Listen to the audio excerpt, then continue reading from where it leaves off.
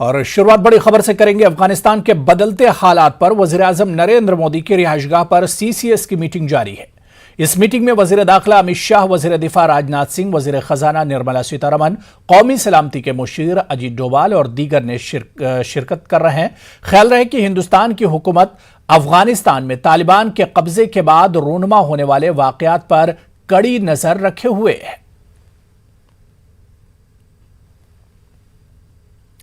अफगानिस्तान में तालिबान का इख्तिदार में आना तशवीश का सबब जरूर है, लेकिन इसके बावजूद हिंदुस्तान को तालिबान से गुफ्तगू का दरवाजा खुला रखना चाहिए। बेंगलुरु में आलमी उमूर के तज्ज़िया-निगार मकबूल अहमद सिराज ने यह बात कही। मैं समझता हूँ कि हिंदुस्तान को तालिबान से गुफ्तगू जारी रखना चाहिए, है ना, क्योंकि बहरहाल वो फिल वक्त ज़ेर हुकूमत है ना, और अगर उनके रवैये में कोई तब्दीली आई है तो उसे जानने की कोशिश करना चाहिए। दुनिया में तमाम मसाइल जो हैं वो फौजी बालादस्ती के ज़रिए से हासिल नहीं किए जा सकते। जैसा कि हमने देखा पिछले 40 वर्षों में 1979 में रूस की दरअंदाजी वहाँ हुई थी, फिर 2001 में 9/11 के बाद अमेरिका ने अपनी बालादस्ती कायम की, लेकिन ये दो बड़ी दुनिया की ताकतें जो है वहाँ पर कोई बहुत देर पर तब्दीली नहीं ला सकी। तो लिहाजा अफगानिस्तान को समझना और उन अवाम की जो सेंसिटिविटीज़ है उनको समझना है बहुत ज़रूरी होगा हमारे लिए। अफगानिस्तान में तालिबान के जरिए कब्जा किए जाने और वहां के हालात के दिगरगू होने पर मध्य प्रदेश में मुकीम अफगानिस्तान के बाशिंदों और समाजी तंजीमों ने अपनी तशवीश का इजहार किया है। समाजी तंजीमों का कहना है कि मोदी हुकूमत अफगानिस्तान की बदलती सूरत हाल पर जिस तरह नजर बनाए हुए है और अवामी फलाही काम कर रही है वो काबिल तहसीन है। यही नहीं, अफगानिस्तान की हमजहत तरक्की में हिंदुस्तान का जो कलीदी किरदार रहा है वो काबिल फ़ख्र है। समाजी तंजीमों ने अफगानिस्तान पर तालिबान के कब्जे के बाद वहां हो रही है इंसानी हुकूक की पामाली को रोकने को लेकर जहां अक़वाम मुत्तहिदा से अपील की, वहीं भोपाल में मुकीम अफगानिस्तान के लोगों ने अपने बदलते हुए हालात में अपने अजीजों के लिए हुकूमत हिंद से और मौसर इक़दाम उठाने की अपील की। अफगानिस्तान में तालिबान के कब्ज़े के बाद जहाँ पर हालात दिगरगू हो गए हैं, वहीं पर भोपाल की बात करें, मध्य प्रदेश की बात करें, हिंदुस्तान के मुख्तलिफ शहरों की बात करें, वो लोग जिनका इंसानियत से रिश्ता है, जिनका अफगानिस्तान से रिश्ता है, वो लोग तशवीश में हैं। भोपाल में सद्भावना मंच के लोग यहाँ पे मौजूद हैं, उनसे जानते हैं कि उन्होंने जो है अक़वाम मुत्तहिदा से इस मामले को लेकर क्या मुतालबा किया। बिस्मिल्लाहिर्रहमानिर्रहीम। देखिए, सद्भावना मंच ने जो है मुतालबा किया है भारत सरकार से और अक़वाम मुत्तहिदा से कि हिंदुस्तान का किरदार हमेशा अमन, भाईचारा और कौमी यकजहती को फैलाने का रहा है। अफ़गानिस्तान की तरक्की में भी हिंदुस्तान का बहुत बड़ा हाथ है कि वहाँ पर एक जो डैम है, सलमा डैम, वो हिंदुस्तान की देन है। तो हमारा ये सब आपसी एकता और भाईचारे का पैगाम देते हुए हिंदुस्तान ने किया है। तो उस माहौल को देखते हुए भारत सरकार को हिंदुस्तान जो वहाँ पर बसे हुए हिंदुस्तानी लोग वहाँ पे जो कारोबार कर रहे हैं, काम कर रहे हैं, उनकी हिफाजत की तरफ तवज्जो देना चाहिए। हिफाजत की तरफ तवज्जो देना चाहिए। तो सवाल ये कि आप लोग जो देख रहे हैं कि अफ़गानिस्तान के जो हालात है, क्या इसके पीछे समझ में आ रहा है? ये जो अफ़गानिस्तान के जो आज हालात हैं वो सब अमेरिका को इसका चला जाता है, क्योंकि ये इसकी सब सोची समझी साजिश है और इसी ने ये षड्यंत्र रचा है।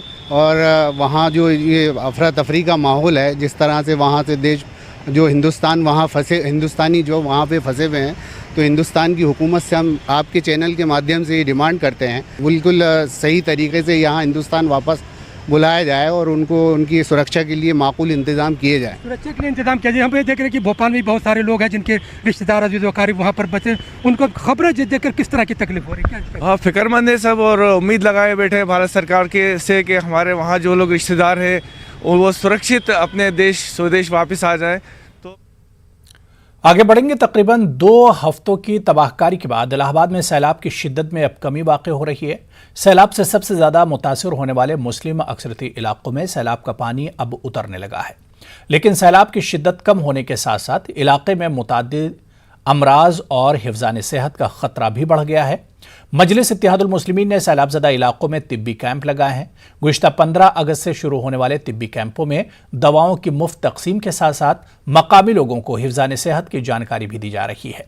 MIM का कहना है कि सैलाब के दौरान मुस्लिम इलाकों में हुकूमत की तरफ से राहत का काम बराए नाम किया गया। ये हमारा करैली का हड्डी गोदाम इलाका है जहाँ पर अभी बाढ़ आई हुई थी और बाढ़ के बाद जो है ना काफ़ी यहाँ पर महामारी फैल रही है, इसलिए हम लोग इस बार 15 अगस्त को यहाँ के बाढ़ पीड़ित लोगों के लिए समर्पित कर दिया। हम लोगों ने यहाँ पर रिलीफ कैंप लगाया। ये रिलीफ कैंप हमारा तब तक लगा रहेगा जब तक एक एक आदमी को यहाँ पर हम लोग स्वास्थ्य उसका बेहतर नहीं कर देंगे। पीड़ितों के लिए जो है शिविर कैंप लगाया है, जिसमें कि इस क्षेत्र में बहुत ही बड़ी संख्या में लोग यहाँ पे बाढ़ से पीड़ित हैं। ऐबक महल जिले के छोटे गांव फूल सांगवी में मोहम्मद इस्माइल उर्फ मन्ना की चंद रोज कबल खुद साख्ता हेलीकॉप्टर का ट्रायल लेने के दौरान हादसाती तौर पर मौत हो गई। मोहम्मद इस्माइल की मौत से न सिर्फ उसके वालिदैन बल्कि पूरे गांव के लोग सदमे में हैं। मोहम्मद इस्माइल के अफराद खाना से मुलाकात करने, उनका गम बांटने और उन्हें माली इमदाद करने के लिए आज मजलिस इत्तेहादुल मुस्लिमीन के साबिक महाराष्ट्र रियासती सदर सैयद मोइन और उनकी टीम ने फूल सांगवी का दौरा किया। इस दौरान उन्होंने मकामी पुलिस स्टेशन जाकर इस हेलीकॉप्टर को देखा जिसे मोहम्मद इस्माइल ने तैयार किया था और उसके ट्रायल के दौरान हादसा पेश आने से उनकी मौत हो गई थी। सैयद मोइन अपने साथियों के साथ फूल सांगवी में मोहम्मद इस्माइल के मकान पहुंचे। यहां उन्होंने महलूक मोहम्मद इस्माइल के वालिद से मुलाकात की और उनके साथ हमदर्दी का इजहार किया और पार्टी की जानिब से इन्हें 1 लाख रुपये की माली इमदाद पेश की। बच्चे का इंतकाल हुआ, एक बहुत बड़ा ख्वाब लेकर उठा था, तो मैं समझता हूँ कि फुलसांगवी की बल्कि विदर्भ की तारीख़ का ऐसा वाक़या रहेगा जो हमेशा ज़िंदा जावेद रहेगा। लोग हमेशा याद करेंगे, क्योंकि एक गरीब लड़का जो मैकेनिक लड़का है, टेक्नीशियन है, उसका एक ख्वाब था कि कम इन्वेस्टमेंट के अंदर मैं एक हेलीकॉप्टर को कैसा तैयार करूँ और लोगों के सामने उसको कैसा पेश करूँ। आप ही के ज़रिए से यहाँ पर हमने इस्माइल शाह साहब के वालिद साहब, उनके घर वालों को यहाँ पर 1 लाख रुपए की मदद दी है बैरिस्टर सऊदी नवीस साहब ने भेजकर। और अब बात करेंगे माह मुहर्रम की। मशरक़ैन है ये अर्श एहतिशाम है, नबी का नूर ऐन है ये क़िबला अनाम है, हुसैन है इमाम है, इमाम है हुसैन है। या हुसैन हुसैन या हुसैन, या हुसैन हुसैन या हुसैन। आज माह मुहर्रम की 7 तारीख की मुनासबत से अलीगढ़ मुस्लिम यूनिवर्सिटी के बैतुस्सलावात में हज़रत कासिम रज़ी अल्लाह ताला अन्हु की शहादत के मौके पर ताबूत बरामद हुआ। इस दौरान अक़ीदतमंदों ने ताबूत की ज़ियारत की। इस मौके पर मारूफ आलिम दीन मौलाना हसन मोहम्मद ने कहा कि आज तारीख का बहुत अहम दिन है। आज ही के दिन क़यामे अहले बैत में पानी बंद हुआ था और हज़रत कासिम जो इमाम हसन अलैहिस्सलाम के बेटे और इमाम हुसैन अलैहिस्सलाम के भतीजे थे, उनकी शहादत का दिन है जो बहुत दर्दनाक थी। आज हमारी कोशिश है कि हम अहले बैत के फ़ज़ाइल व मसाइल को आम करें। आज की तारीख जनाब कासिम जो इमाम हसन अलैहिस्सलाम के बेटे थे और इमाम हुसैन अलैहिस्सलाम के भतीजे थे, उनकी शहादत दर्दनाक है। उनकी लाश पामाल की गई है, घोड़े उनकी लाश पर दौड़े हैं। तो इस तारीख़ की खसूसियत जो है बस मुहर्रम का पानी बंद होना और जनाब कासिम की तारीख़ की शहादत यानी उनकी शहादत से यह तारीख़ को मंसूख कर दिया गया है, इसलिए उनके पामाली का तज़किरा होता है। और बहरहाल अय्याम आज़ाम में पूरी तारीख़ें अहम हैं और हर एक तारीख़ में गम सैयद शुहदा में आंसू बहाना चाहिए हर एक मोमिन को, हर एक मुसलमान को। यही हमारा अपना फरीज़ा है कि हम अहले बैत के फ़ज़ाइल व मसाइब को दुनिया तक आम करें और ये बतलाएँ कि ये सब क्यों हुआ, यानी हक़ को बुलंद करने के लिए। और चलिए सीधे आपको लिए चलते हैं। इस वक्त आप देख सकते हैं कि तालिबान रहनुमा, तालिबान लीडर इस वक्त प्रेस कॉन्फ्रेंस कर रहे हैं। लिए चलते हैं आपको। परे वसाती आवाज़ादे वसाती همدارنګه یو ډیر مهم شی دا ده چې افغانستان خلکو ته خپل ملي ارزښتونه ډیر ارزښت لري او ډیر قیمت ورته لري. د ملي ارزښتونو لپاره ډیر قرباني ورکړي. ملي ارزښتونه هغه څه دي چې موږ ملت سره یو ځای کړی او یو اتفاق باندې ژوند سره کولی شو. هیڅ چاته داسې د نشراتو اجازه نشته هغه د موږ د ملي ارزښتونو خلاف وي، لکه مثلا تعصباتو ته لمن وهل، قوم پرستیو ته لمن وهل، مذهبي اختلافات را پارول، سمتي اختلافات را پارول چې دا زموږ د ټولنې په ګټه نه ده. او الحمدلله وینم تاسو ټول ځوانان افغانان یاست، اکثریت افغانان دي. زموږ د هیواد ملي ګټې دا د زموږ په یو موټی افغانستان کې ژوند وکړو، په واحد افغانستان کې ژوند ولرو او له ټولو مختلفو جهتونو سره په مشترکه ژوند ولرو. ټول قومونه یو له بل سره ورونه غوندې ژوند ولري. په دې اساس د تاسو ټولو همکارۍ ته اړتیا لرو او موږ سره خپل همکاري وکړئ. په اخر کې له تاسو ټولو نه مننه کوم چې زموږ سره مو دلته په کانفرنس کې ګډون وکړ او سلامت اوسئ. رسنۍ به موږ ته رسنۍ هلته یادېږي نومان اخیستل کېږي. زه تاسو ته ځواب وایم یو شی تاسو ته ووایم چې زه به انشاءالله ستاسو په خدمت کې یم. په ډېرو ګڼو ورځو کې به کانفرنسونه لرو، تاسو ټول سوالونه به ځوابېږي. خو د اوس لپاره چې وخت کم ده ما ونه شو کولی په خپل وخت راورسېږم ځکه په زه یو ډېر لرې ولایت کې وم او ډېر اوږد سفر مې درلود. ساعت 2 ساعته مخکې را رسېدلی. तो नाज़रीन ये तालिबान तर्जुमान ज़बीहुल्लाह मुजाहिद हैं जो कि प्रेस कॉन्फ्रेंस इस वक्त कर रहे हैं. سوال میشه ما جواب میتونم همه این شما را میشه سوال میشه برادر.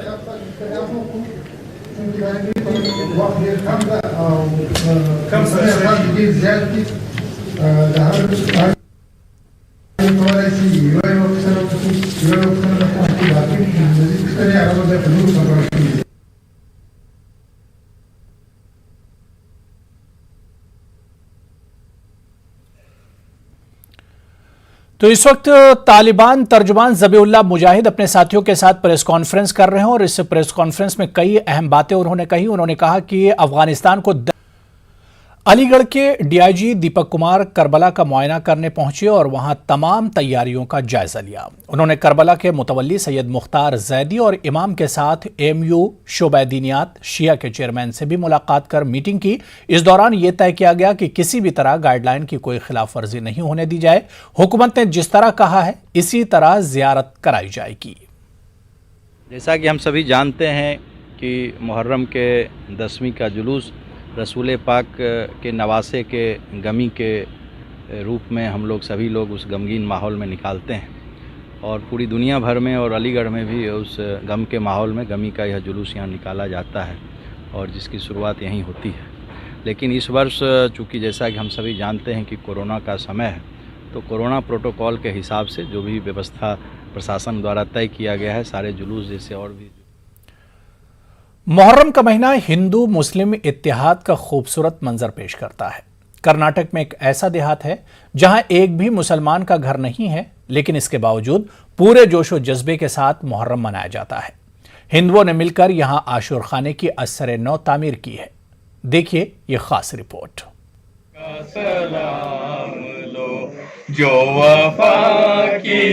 बेंगलुरु के करीब आनिकल तालुके में मौजूद मरसूर मडिवाल देहात में तकरीबन 150 साल से अकीदत व एहतराम के साथ हजरत इमाम हुसैन रजी अल्लाह ताला अन की याद मनाई जा रही है. इस देहात में कभी 2-4 मुस्लिम घर आबाद थे, लेकिन रोजगार की तलाश में मुस्लिम खानदानों ने नकल मकानी की.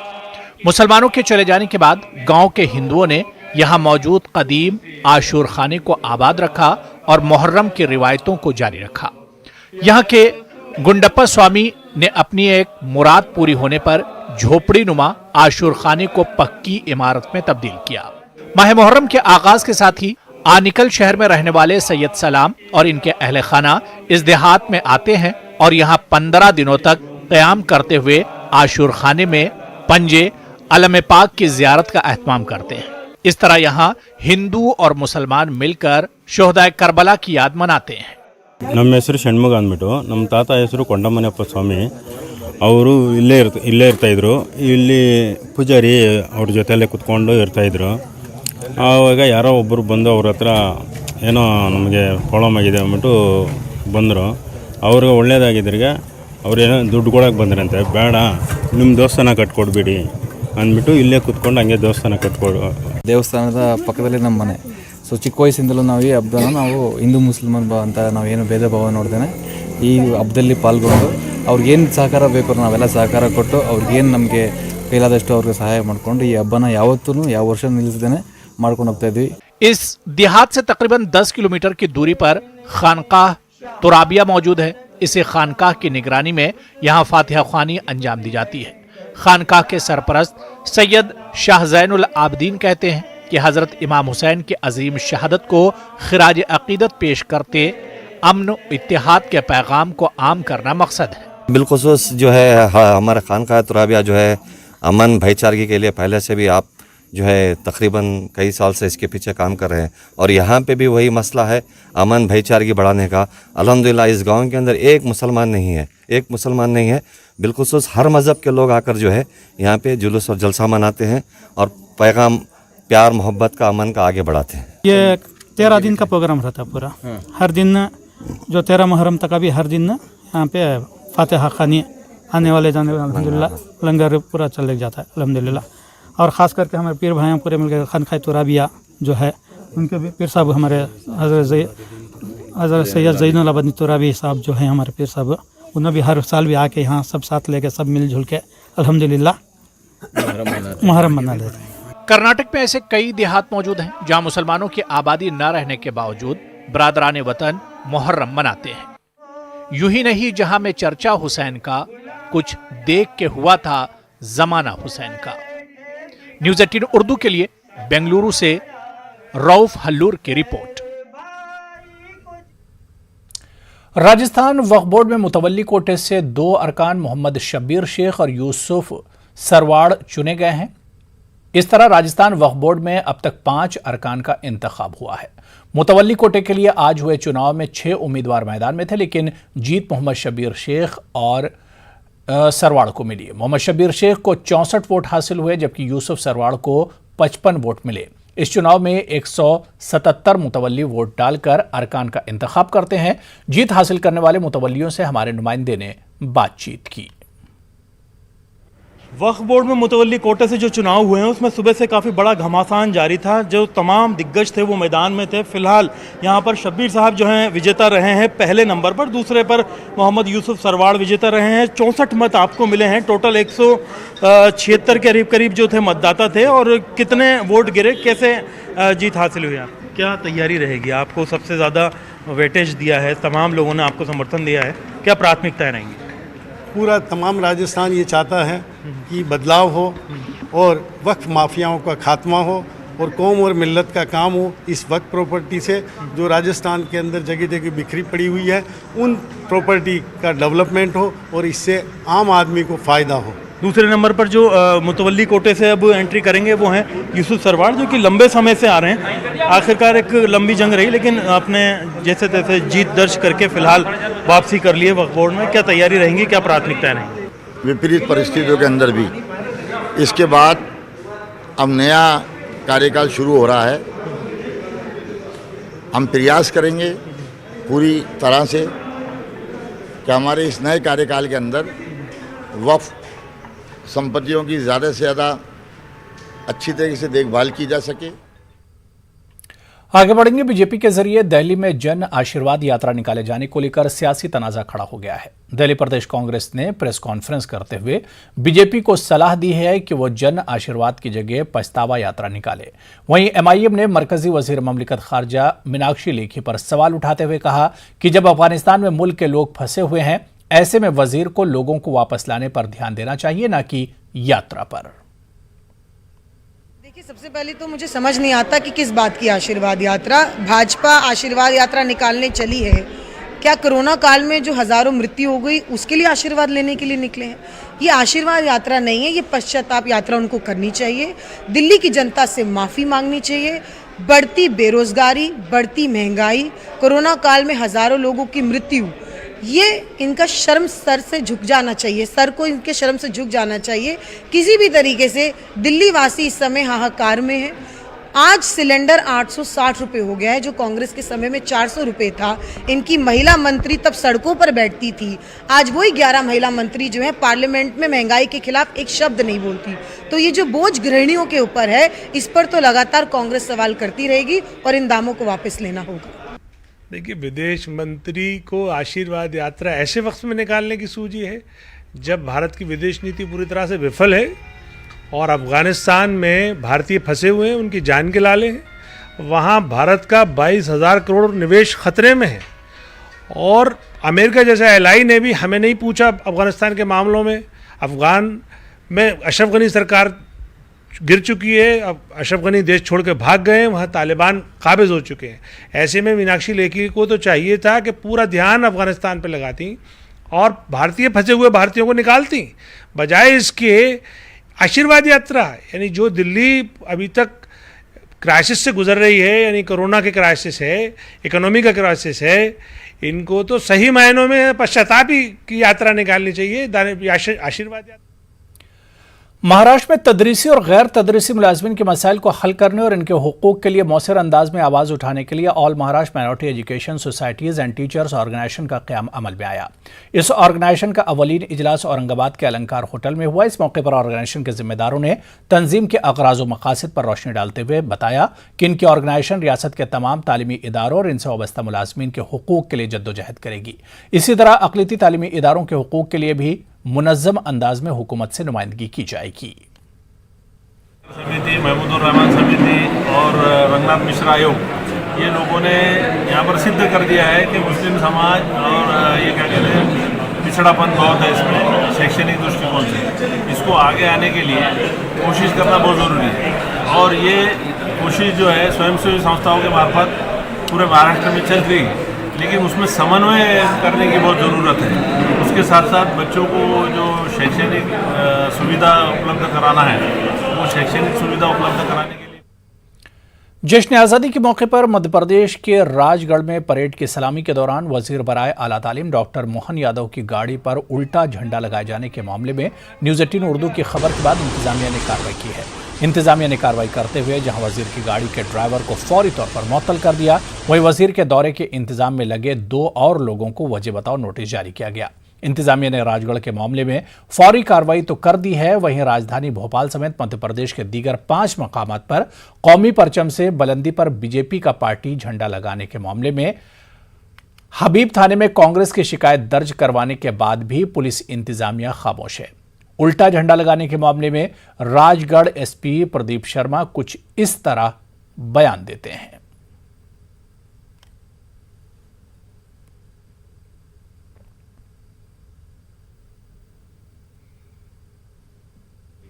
जो ड्राइवर है उसके द्वारा तिरंगा जो है वो गलत लगाया गया था, उसकी इस त्रुटि के लिए उसको तत्काल प्रभाव से निलंबित किया गया। साथ ही इसके संबंध में रक्षित निरीक्षक और एमटी इंचार्ज दोनों को पृथक से शो कॉज नोटिस भी जारी किया गया है, जिसका जवाब मिलने पर वैधानिक कार्रवाई की जाएगी। इंस्पेक्शन व्हीकल में जो ड्राइवर है उसके द्वारा तिरंगा जो है वो गलत लगाया गया था, उसकी इस त्रुटि के लिए उसको तत्काल प्रभाव से निलंबित किया गया। साथ ही इसके संबंध में रक्षित निरीक्षक और एमटी इंचार्ज दोनों को पृथक से शो कॉज नोटिस भी जारी किया गया है, जिसका जवाब मिलने पर वैधानिक कार्रवाई की जाएगी। भिवंडी में KEMS सोसाइटी ने उर्दू बसेरा हॉल में मुमरा के 2 और भिवंडी के 2 बुजुर्ग शुरा के एजाज में नायाब हूं कामयाब हैं हम के उन्वान से यौम आज़ादी के मौके पर एक जलसा तहनीत मुनक्किद किया। इस मौके पर बुजुर्ग शुरा की खिदमत को सराहा गया। और अदबी दुनिया जो है भिवंडी की, मुमरा की और महाराष्ट्र की, हमारे जिन बुजुर्ग और मोतबर कोना मश शोरा की मरहून मिन्नत है, उसका एतराफ़ जो है वो अवामी सतह पर होना चाहिए।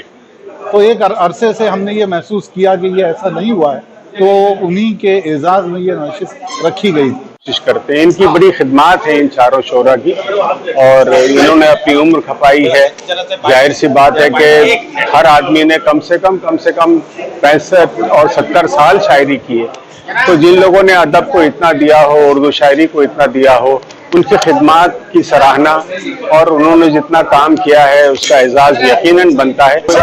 आज उर्दू ज़ुबान अदब की खिदमत करने वाले 4 बुजुर्ग शोराए कराम, मोहतरम इर्तिज़ा निशात साहब, जमील मुरस्सापुरी साहब, मोमिन जान आलम रहबर साहब और शाकिर अदीबी साहब एजाज़ से नवाजा गया। कोकण मुस्लिम एजुकेशन सोसाइटी जो पिछले 90 सालों से भिवंडी शहर में तालीम का चिराग रोशन किए हुए हैं और ज़ुबान अदब की खिदमत करने वालों की हमेशा से इन्होंने पजीराई की है। इसका ये सिलसिला यूं भी रुका हुआ था कई सालों से, उसको हमने असर नौ शुरू किया है।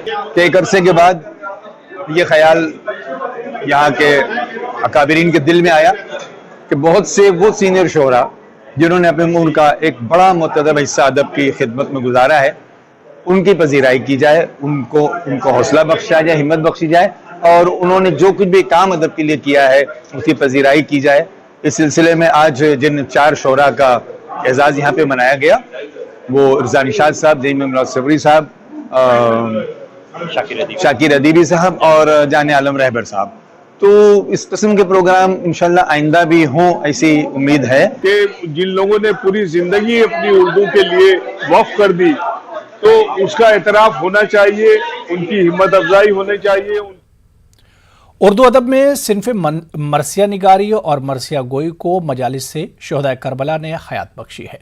सन 61 हिजरी के बाद से मुख्तलिफ ज़बान और अंदाज में मरसिये कहे और पढ़े गए, लेकिन बर्र सगीर में 19वीं सदी में मीर अनीस और मिर्ज़ा दबीर के मरसिया निगारी ने न सिर्फ उर्दू मरसियों की बुनियाद को पुख्ता किया, बल्कि मजालिस सैयदुश्शुहदा में नसरी तकारीर से अलहदा मरसिया गोई की रिवायत भी कायम की, जो मखसूस अंदाज में माह मुहर्रम और सफ़र की मजालिस में आज भी कायम है।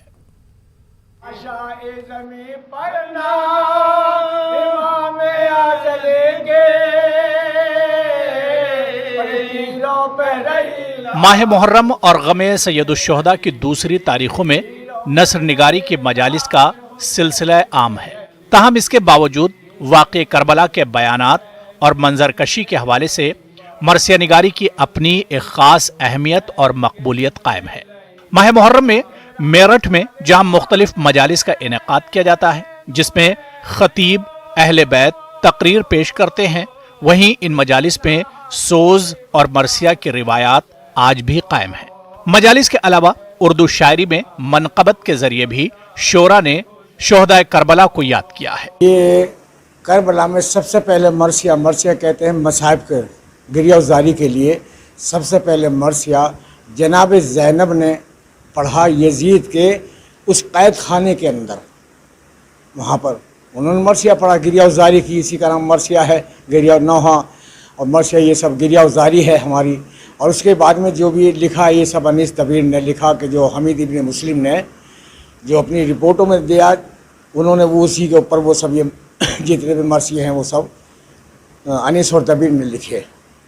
हाँ, इसी से हमारी गिरियाज़ारी शुरू है और असल मजलिस जो है वो हमारी मरसिया और मसायब है। इमाम हुसैन की शहादत के ताल्लुक़ से मैं उन्हें खराज अक़ीदत पेश करता हूँ। उर्दू शायरी में इमाम हुसैन पर बहुत से शायरों ने मनक़बतें लिखी हैं। मरसिया ख़वानी अपनी जगह है। अनीस और दबीर को मरसिए में पहचान हासिल हुई। आज भी मजालिस में मरसिए पढ़े जाते हैं। तो बहुत से उर्दू के बड़े शौरा ने इमाम हुसैन को खराज अक़ीदत के तौर पर मनक़बतें लिखी हैं।